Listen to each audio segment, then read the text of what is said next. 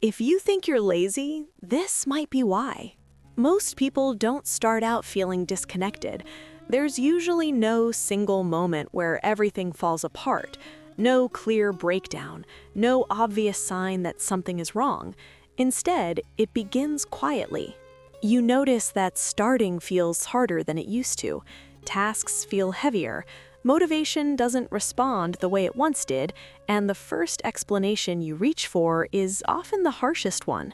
You tell yourself you're lazy, undisciplined, that you've somehow lost something other people still have. But laziness doesn't usually feel like this. If you were lazy, you wouldn't feel guilty for resting. You wouldn't think about unfinished tasks long after you stop working. You wouldn't miss the version of yourself who used to try. Burnout is often misunderstood because it doesn't announce itself. It doesn't always look like exhaustion or panic.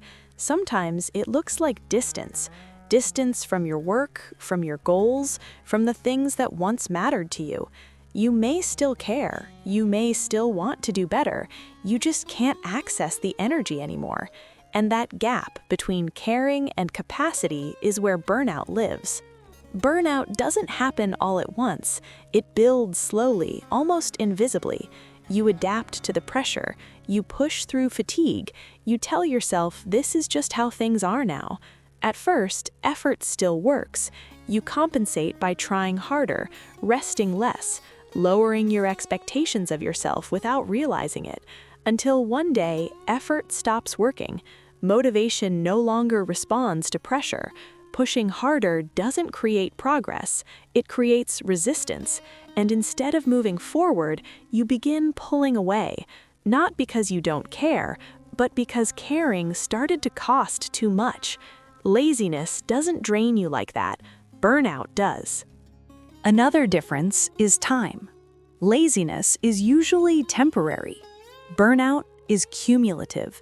It grows across days, weeks, sometimes years.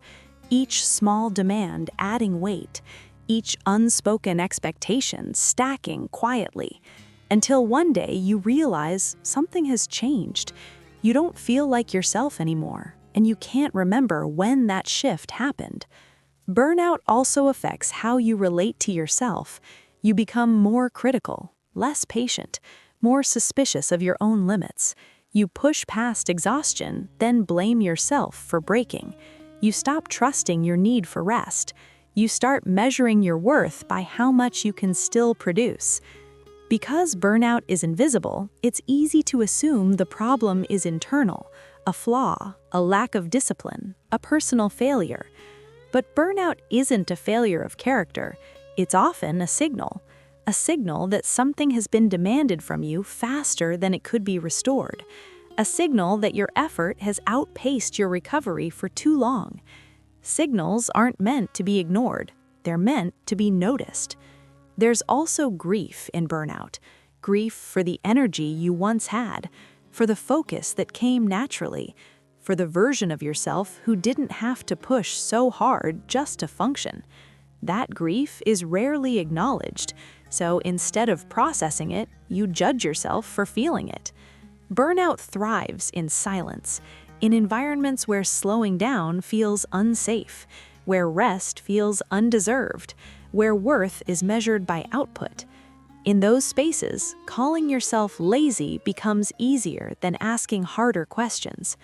But the question isn't why you stopped trying.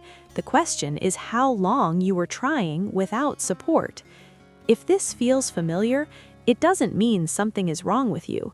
It may mean you've been carrying more than you realized, for longer than you knew. Recognizing burnout isn't about excusing yourself. It's about understanding yourself. And when you stop blaming yourself for something that isn't laziness, you create space for something else. Not instant motivation, not productivity, but honesty.